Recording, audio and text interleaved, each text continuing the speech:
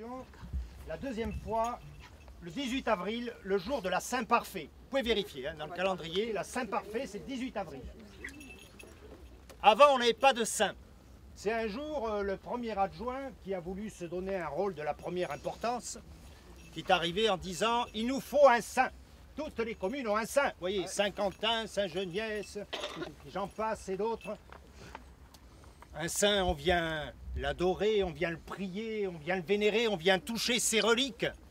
C'est ça, t'auras qu'à t'allonger sur la place du village, on viendra toucher les tiennes. Ça c'est Jeannot. Jeannot, il ne peut pas en louper une pour se moquer du premier adjoint. Il avait même ajouté, depuis le temps qu'elles n'ont pas servi, tes reliques, ça doit être des fossiles plutôt. Alors là, il a fallu le retenir, Jeannot. Hein. Il s'est mis dans une colère noire. Tout le monde sait combien il est cocu, mais personne ne se permettrait de se moquer de lui de cette façon. Un saint, c'est très bonne idée, hein, dit le maire. Oui, mais lequel? Faut pas un saint qui est déjà pris, il faut en trouver un qui n'est pas utilisé. Alors on a cherché pendant des semaines. Au bout de quelques semaines, quand on s'est réunis, il y en a un qui a dit « Gudule, c'est pas pris ». Ouais, vous voyez la réaction, Gudule, tout le monde rigole. Gudule, imaginez les mauvais jeux de mots, mauvaises plaisanteries.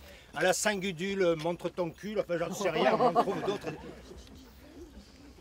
Au fond de la salle, il y a une petite voix qui a dit « Parfait, c'est pas pris non plus ». Qu'est-ce que tu dis, Simone? Parle plus fort. Je dis parfait, c'est pas pris non plus. Parfait, parfait. Oh, parfait qu'il a dit le maire. Je vois d'ici la banderole à l'entrée du village. Venez fêter la Saint-Parfait pour avoir plus de gaieté. C'est ça. Tu diras, sans mère et sans curé, c'est encore plus parfait. C'est Jeannot. Jeannot, c'est notre vieil anard du village. Il ne peut pas s'en empêcher. Le béret vissé sur la tête, la main serrée sur la canne, le mégot de gris qui pendouille toujours au coin des lèvres. Jeannot, c'est de ces individus à 74 ans qui ont vécu des histoires. Refus de faire la guerre d'Algérie, réfractaire qui disait 2 ans de prison, allez. Et après il en a raconté d'autres, toutes ces histoires, vous savez, de ces individus qui les racontent tellement bien qu'on a l'impression qu'ils les ont toutes vécues. Et malgré Jeannot et grâce à Simone, ben, notre saint c'est la Saint-Parfait. Oui, Simone, c'est notre vieille bigote du village. Oh, bigote, peut-être pas tant que ça, hein, 76 ans. Son mari, il est mort, il a sauté sur une mine à la guerre d'Algérie. C'est la seule chose sur laquelle il a sauté où il a laissé des traces, qu'elle dit Simone. Comme quoi, le mariage n'a pas dû être une bien bonne réussite, elle ne s'est jamais remariée. Simone et Jeannot, ils vivent dans 2 maisons séparées, face à face, mais en bon voisinage, histoire de se faire l'amitié de temps en temps, comme ils disent. Ah, cette année-là, je me souviens, c'est le jour du printemps. Le maire, il a dit, il a envoyé à chacun une invitation personnelle, grande réunion publique, en présence du député et du sous-préfet, suivi du vin d'honneur et du buffet offert par la municipalité. Si vous ne mettez pas ça, vous ne remplissez pas la moitié de la salle. Vous le savez bien. Hein. Qu'est-ce que c'est que ces couillonnades, il a dit Jeannot. Il veut nous faire avaler une autoroute ou un supermarché. Qu'est-ce que ça va être là? Allons, Jeannot, fais pas ton vieux jeu. Ça, c'est Henri. Henri, c'est notre vieil enseignant à la retraite. Vous devez en avoir aussi chez vous, hein, de ces individus qui ont la sagesse, le savoir. Tellement malin, Henri, qu'il avait réussi à faire avaler à la municipalité que l'eau qui venait avant gratuitement dans chaque maison, de par les sources, il fallait dorénavant l'envoyer via les tuyaux de la société Les Eaux Bonnes dans le château d'eau situé de l'autre côté de la colline pour qu'elle revienne dans chaque maison payante avec le chlore en prime. Le conseil municipal avait voté à l'unanimité. Chers amis, chers administrés, le maire il commence toujours comme ça ses discours, comme quoi ça ne doit pas forcément être les mêmes, hein, les amis et les administrés. Je ne vais pas vous faire un long discours, je vous ai rassemblé pour vous présenter monsieur l'ingénieur de la société Indusprop qui a des grandes révélations à nous faire. L'ingénieur a commencé son discours avec une petite pointe d'accent parisien. Mesdames, messieurs, vous avez vu arriver dans votre campagne retirée, on ne nous a pas traité de plouc, mais ça voulait un peu dire ça. tous les grands progrès de la technologie moderne. Vous avez vu arriver l'électricité, le téléphone, les autoroutes, le train, les avions, Internet. Ah, vous n'êtes pas venu de Paris pour nous faire la carte postale, non? Non, j'y viens, j'y viens. Votre région recèle des grands trésors historiques, magnifiques. Au fait, oui, bon, mesdames et messieurs, suite à de grandes études par voie satellitaire et par exploration sous terre, je peux vous affirmer que vous êtes assis sur un tas d'or. Alors imaginez les 150 personnes qui font « Ah !» Vous pouvez y aller, hein. Oh. Un tas d'or. Qu'y a-t-il donc sous terre, là?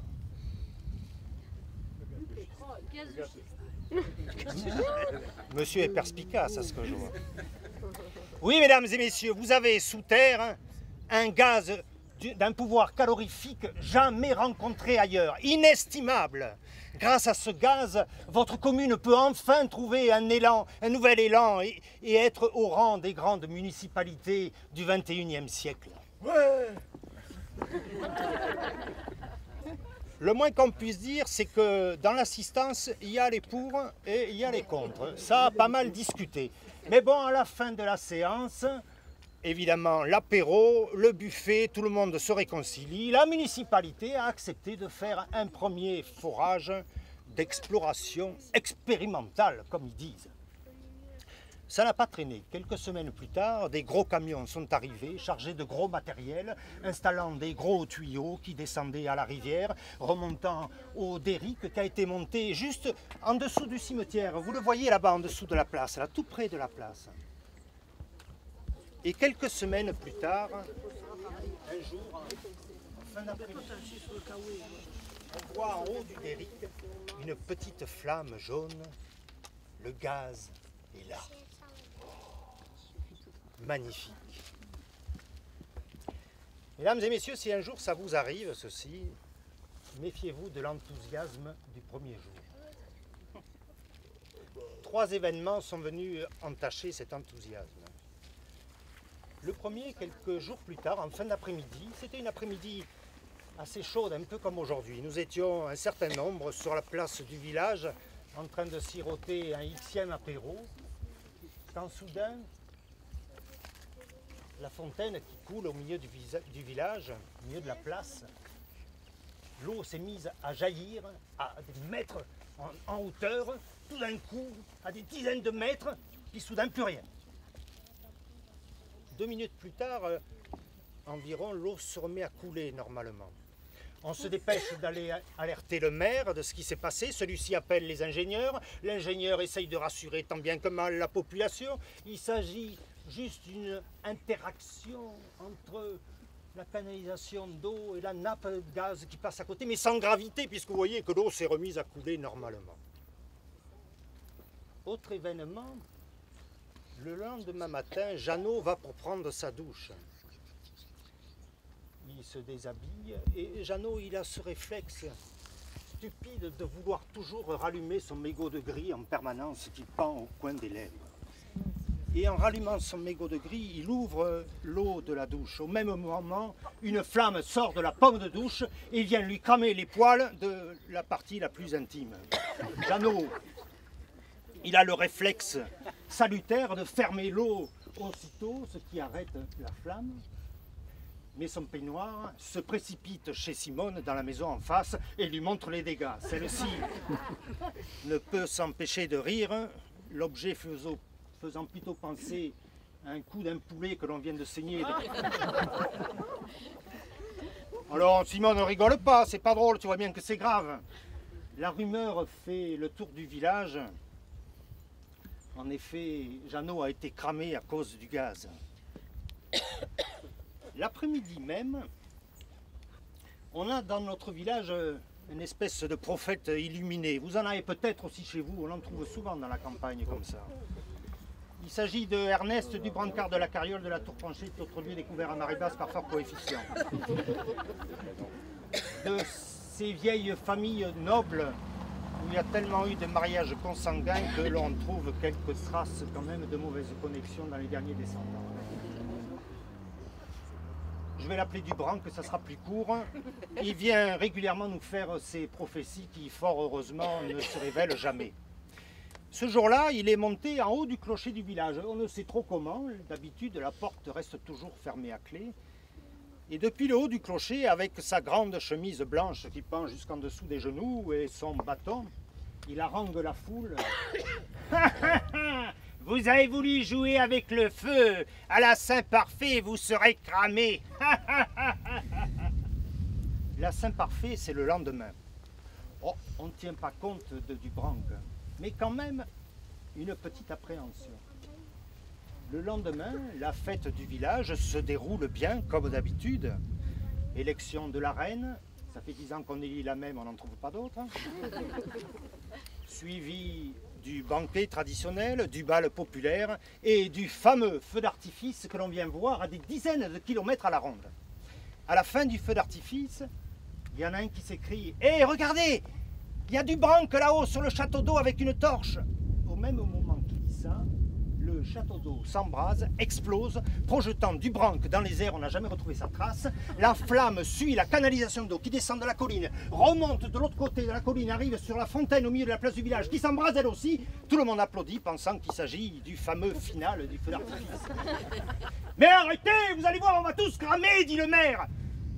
Les flammes s'arrêtent quand il n'y a plus de gaz. Le lendemain matin, les ingénieurs sont priés de venir réparer les dégâts au plus vite et de démonter leur cochonnerie.